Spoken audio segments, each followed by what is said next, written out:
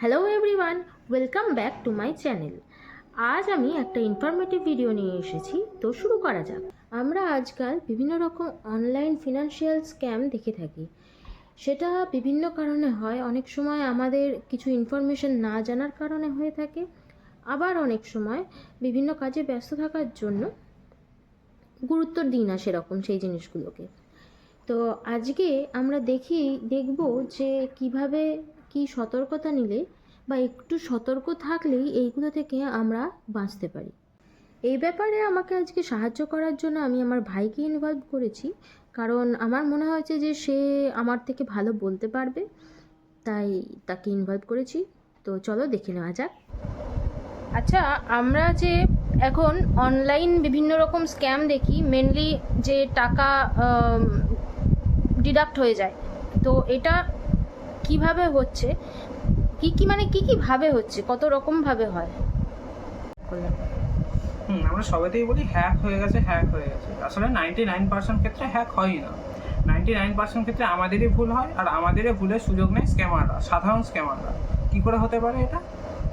উদাহরণ দিচ্ছি। আগে বলা হতো যে যখন হ্যাকার কোনো ডিভাইসকে হ্যাক করে তারপর আমার বা আপনার অবধি পৌঁছায়, কিন্তু এখন স্ক্যামাররা আমার বা আপনার থেকে আমাদের ডিভাইস অবধি পৌঁছায়। আচ্ছা, তাহলে সেটা কীরকমভাবে হচ্ছে? সাইবার সিকিউরিটিতে আমরা বলি এটাকে social engineering attack. Social engineering মানে হচ্ছে এমন একটা জিনিস যাতে আপনাকে ম্যানুপুলেট করা হবে, এমনভাবে ম্যানুপুলেট করা হবে যে আপনি বুঝতেও পারবেন না। ডিসকর্ড এর নাম শুনেছেন হয়তো। ডিসকর্ড হচ্ছে এমন একটা জায়গা যেখানে অ্যানোনিমাস থাকা যায়, বা আপনাকে গোপন করে রাখা হয়, লুকিয়ে রাখা হয়, বা ফেক ফ্রেন্ড ফেসবুকে থাকবে। এইসবের থ্রু দিয়ে আপনাকে একটা লিঙ্ক পাঠানো হয়, যেটাকে আমরা বলি ফিশিং লিঙ্ক। ফিশিং মানে মাছ ধরা নয় এক্ষেত্রে, ফিশিং মানে আপনাকেই ধরা হচ্ছে এক্ষেত্রে। এখানে আমরা একটা ক্লোন ওয়েবসাইট তৈরি করি, সেটা ব্যাঙ্কিং সেক্টরে হতে পারে, যে কোনো ক্রিপ্টোকারেন্সিতে হতে পারে। একটা ক্লোন ওয়েবসাইট তৈরি করি যেখানে আপনার পুরো একই ক্রিডেন্সিয়ালগুলো দেখতে পাবেন, ইউজার নেম, পাসওয়ার্ড ইত্যাদি। এবার আপনারা যখন ওগুলোকে পুট করবেন তখন ওটা আসল ওয়েবসাইটে যাচ্ছে না, আমাদের ক্লোন ওয়েবসাইট যারা যে হ্যাকার বা যে স্ক্যামার তৈরি করেছে তাদের ডাটা ভেতরে ইনক্লুড হচ্ছে।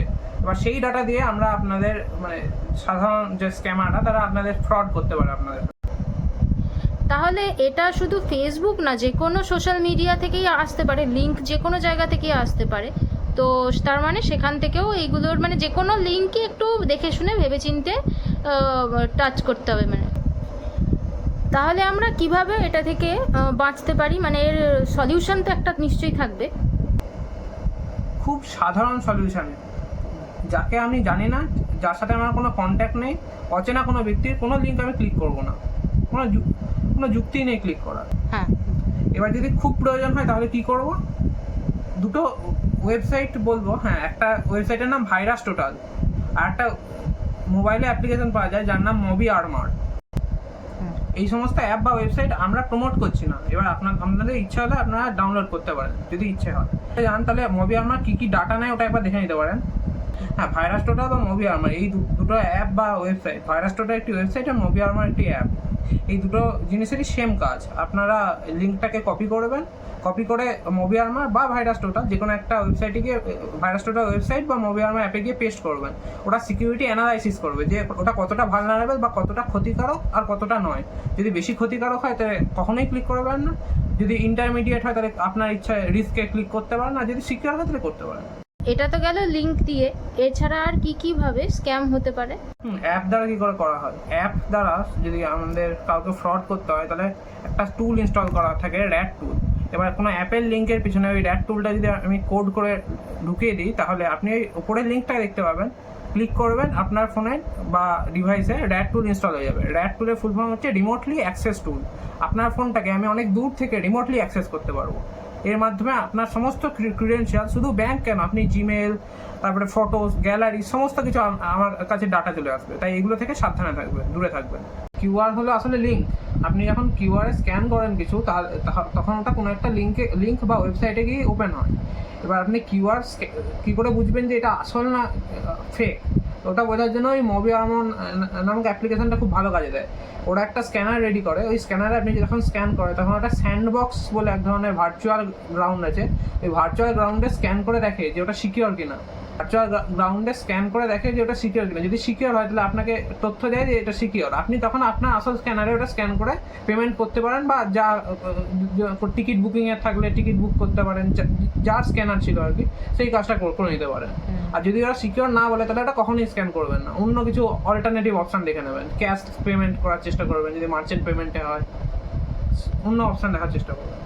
আর ফোন কল দ্বারা কী করে হতে পারে, আমরা ভাবছেন যে ফোন কল দিয়ে কী করে কেউ স্ক্যাম করতে পারে। আপনারা জানেনই না যে একটা অপশান দেয় যে ওটিপিটা আপনার ফোনে ঢুকবে, আপনাকে কেউ একটা বলবে, ধরে নিন ওর নাম রামকে, এবার ধরে নিন আপনি রামবাবুকে চেনেন, রামবাবুর নাম করে কেউ একটা ফোন করবে যে রামবাবু বলল যে আপনাকে ফোন করতে।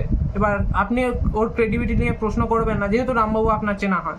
তাহলে রামবাবুর থ্রু দিয়ে একজন ঢুকলো, দিয়ে আপনার সঙ্গে কথায় কথায় বলবে যে দেখুন রামবাবু মনে হয় আপনাকে ফোন করছে, কলটা মার্জ করে নিন। কিন্তু ওটা আসলে রামবাবুর ফোন হবে না, ওটা আসলে একটা ফোন হবে যার মাধ্যমে ওটিপি বলে দেওয়া থাকবে, phone call with OTP with phone calls, এরকম একটা অপশান থাকে। ওই অপশানটা ওরা এনেবেল করেই বসে থাকে। এবার আপনি যেই কলটা মার্জ করবেন আপনি বুঝতে পারবেন না যে কী হলো, এটা রামবাবুর ফোন ঢুকছিল না, এটা ওটিপি ঢুকছিল। কিন্তু ওদের লাগবে ওই 4টে ডিজিট, ওরা আগে থেকেই আপনার ওয়েবসাইটে প্রোফাইল লগ ইন করে বসেছিল, ওই 4টে ডিজিট ওরা দেবে, টাকা নেবে, আপনার অ্যাকাউন্ট থেকে বেরিয়ে যাবে। হ্যাঁ, আর একটা জিনিস যে আপনার যে অনলাইন শপিংয়ের ব্যাপারটা, মানে অনলাইন শপিংয়ের ক্ষেত্রে যে ধরনের স্ক্যাম হয় সেক্ষেত্রে মেনলি এই ওটিপি বাইপাস করারই চেষ্টা করা হয়। আপনি হয়তো কোনো একটা ডেলিভারি অর্ডার দেনই, কিন্তু আপনার ডেলিভারি বয় এসে আপনার বাড়ির সামনে দাঁড়িয়ে কলিং বেল বাজাচ্ছে, দিয়ে বলছে দেখুন আপনার ডেলিভারি আছে, আপনি যদি ক্যান্সেল করতে চান তাহলে আবার আপনাকে কোনো একটা নাম্বারে ফোন করবে, ফোন করে হয় বলবে যে ফোনটা অ্যাকসেপ্ট করলে আপনি অর্ডারটা ক্যান্সেল করবেন, কিন্তু আসলে ওটা অর্ডার ক্যান্সেলের জন্য কোনো কল আসে না, কল আসে আপনার ওটিপি জানার জন্য। সেই ওটিপি যদি আপনি আবার ডেলিভারি বয়টাকে বলে দেন, সেই একই স্ক্যামে আপনি ফেঁসে যাবেন। তাহলে দেখা গেল এইগুলো থেকে বাঁচতে গেলে আমাদেরকে একটু সতর্ক থাকতে হবে। কোনো কিছু না জেনে বুঝে যে কোনো লিঙ্কে টাচ করাটা ঠিক হবে না, এবং তাকে আগে চেক করে নেওয়াই ভালো যে এটা ঠিকঠাক লিঙ্ক কিনা। আর কোনো জায়গায় আমরা কিউআর কোড স্ক্যান করি, সেইগুলোও স্ক্যান করার আগে দেখে নিতে হবে যে এই কিউআর কোডগুলো মানে ঠিকঠাক কিনা, অন্য কোথাও আমি টাকা পাঠিয়ে দিচ্ছি কিনা, এইগুলো একটু ভেবেচিন্তে করলেই জিনিসটা থেকে অনেকটা বাঁচা যাবে। ভিডিওটা কেমন লাগলো জানিও, আর এই ধরনের ভিডিও আরও দেখতে গেলে আমাকে কমেন্ট করে জানিও, আর ভিডিওটা ভালো লাগলে অবশ্যই লাইক করো। আর এরপরে আরও কিছু ভিডিও আসবে 1-2 টাইপের, তো কীরকম লাগে জানিও, আর চ্যানেলটা সাবস্ক্রাইব করে দিও। টাটা।